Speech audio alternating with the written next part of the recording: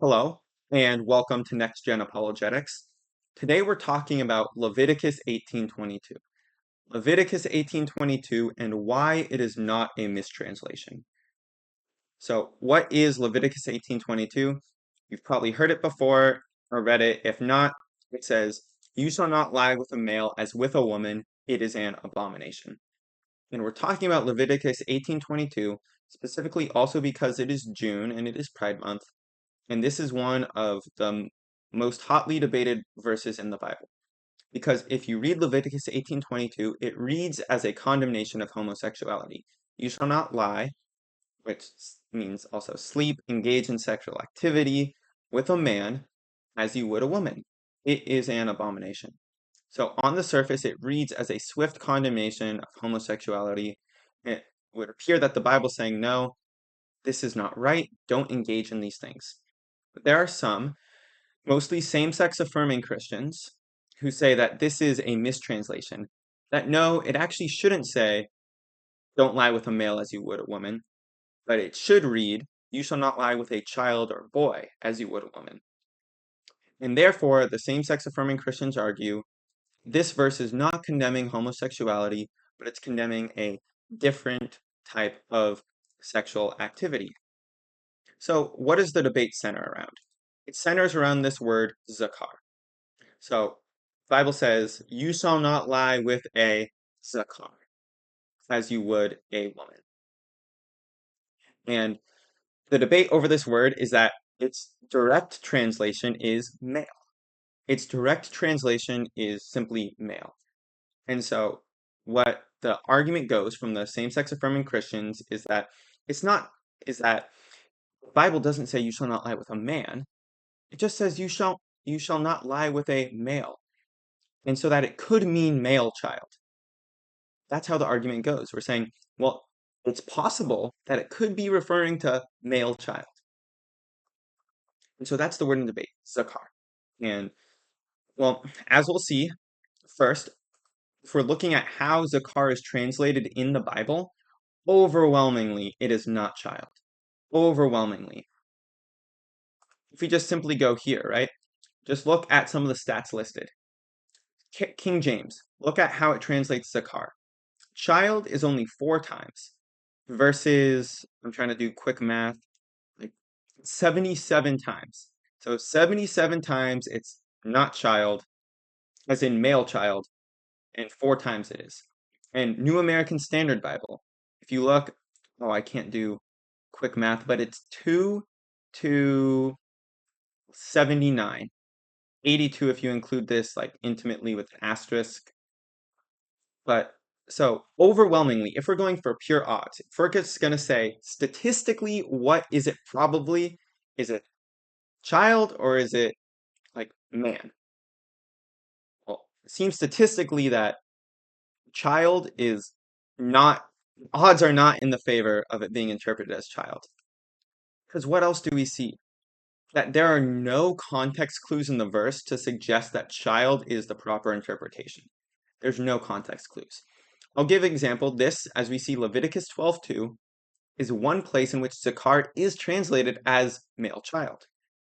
So Leviticus 12:2, speak to the people of Israel, saying, if a woman conceives and bears a zakar, then she shall be unclean 7 days. Now here, there's context clues. Why? Because it's a woman bearing a zakar. And now, it probably is not going to say, it probably doesn't mean a woman is bearing a man, full on just man, or male, right? Which would also refer to just men, because male refers to men in general. But no, this gets specifically translated as male child, because we have the context clues. And in Leviticus 18:22, we don't have those context clues. We don't. It simply says male. So what it looks like is that male capturing all of, like the male species, looks like it's condemning like the same-sex activity with anyone in the male species. And if it was just specifically referring to child, we'd probably have some context clues like we do in Leviticus 12:2. And what's next? So another reason that Leviticus 18:2 is probably not a mistranslation is that the authors could have used the Hebrew word for child. Now, if they wanted to be clear and say, no, it's specifically saying it's not condemning activity with a male or man, specifically with a child, they could have used the word yeled. And yeled means child. They have a word for it. There's no ambiguity, right? A lot of the same-sex affirming Christians, when talking about Leviticus 18:22, they go, well, they use this word and we don't necessarily know. It could be a coin flip, but they have a word for child in Hebrew that is overwhelmingly, if not entirely translated as child. Like if they wanted to be crystal clear, they could. They could. And if Leviticus 22 was supposed to say child or boy, they could have avoided all ambiguity. They could have. They could have been clear. But given that they didn't use the word child, they didn't choose the word that directly communicates what same-sex affirming Christians argue the verse is trying to mean, then it seems like man is the better translation. Because if it was not supposed to be man, but supposed to be child, they had a word for that would have avoided all ambiguity. Third point is the Septuagint demonstrates how the Jews understood their Old Testament. Now, what is the Septuagint? The Septuagint is a Greek translation of the Old Testament. So it happened in, I think 200 BC, where the Greek Empire, and there's a lot of Hellenization going, which simply means that the Greeks tried to make a universal culture and have everyone be in one united Greek culture. And because of that, a lot of the Jews were losing their heritage. And a lot of them were learning Greek but not learning Hebrew.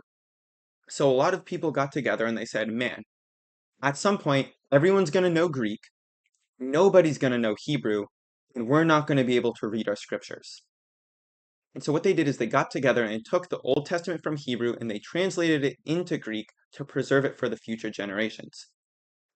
And how they translated it, their understanding would be demonstrated in translation. If we said, well, how did the Jews understand this?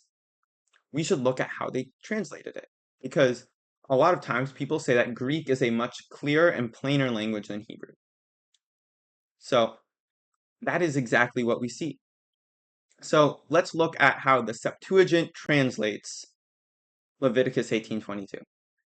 So the Jews, who would have known the original meaning and known what it was supposed to say, this is how they interpreted it. Leviticus 18:22 in the Greek says, and sorry if I butcher the way it's Greek is supposed to be pronounced, but it's kai meta arsenos hui. I'm not going to say that, the fifth word, and then the koithane, oh my gosh, dynakos, and then the word that begins with a B, and then that's gar estin. Sorry, my Greek, very, very rusty. I took it like 4 years ago. But simply, if we're going to go directly word by word, the Septuagint translation says, and with a man, not go to bed in a marriage bed, in the feminine way, in abomination it is. So seems like it maintains the same meaning. Do not sleep with a man. Don't go to the marriage bed with a man like you would a woman, because that is an abomination. Same meaning as Leviticus 18:22. It seems very plain that, yeah, this is a condemnation of homosexual sexual activity. And because, again, just like in Hebrew, there is also a Greek word for child, which is paidion or pais. And so let's say, I'll present a hypothetical. Let's say the Jews were translating the Old Testament into Greek. They're creating Septuagint, and they go, man, hey, this looks ambiguous. Leviticus 18:22, it could mean man or child. We should clear things up. Let's use the Greek word for child, so that way nobody gets it wrong. But they didn't do that. They chose to use the word for man. arsenos. That word in Greek means man. It means man, and they chose to use that word instead of the word for child. So twice in the Old Testament in the original Hebrew and the Old Testament in Greek, the word for male or man is used instead of child. Instead of child, which it would have gotten rid of all ambiguity and been extremely clear. But no, they chose the word that overwhelmingly means man. So, in summary, in this debate about Leviticus 18:22, and given that it's Pride Month and that this verse will probably be talked about a lot, and you're probably going to see a lot of infographics on social media saying Leviticus 18:22 is a mistranslation. It never was trying to say that. It's important that you know the facts. First, zakar, the Hebrew word in debate, is rarely translated as child. Rarely, if ever, translated as child, and when it is, there's obvious context clues. Secondly, there was a Hebrew word for child. If they were trying to say child, they could have just said it. They could have just said it. They could have used a much clearer word that directly gives their meaning. And when we communicate, one of the points, one of like the ideas behind language is that you're trying to communicate what you mean and you don't want to be ambiguous. And that's what we all do. When we communicate, when we're trying to convey important truth, we aren't ambiguous. We just say it as it is. We don't want any misunderstandings. And so when Moses was writing the Torah and when God was writing the Torah through Moses, if he really meant child, he would not have left it up. He wouldn't have left it up for debate. And because of that, male and man is the obvious translation. And so we got the first three. Zakar is rarely translated as child. They could have used the Hebrew word for child, and there's no context clues to suggest child as the favored translation. Finally, the Septuagint, which gives insight into the Jewish understanding of the Old Testament, chooses to use the word for man. Sorry, I forgot to put use in there, but they choose the word for man. They do. Given at the same time, there's also a Greek word for child that they could have used. And so when you're looking at Leviticus 18:22, and when someone says, no, that shouldn't say don't lie with a man, it should say don't lie with a child. There's no reason to believe that. Those people are lying and they're using bad scholarship. There's no evidence to suggest that that is the proper translation.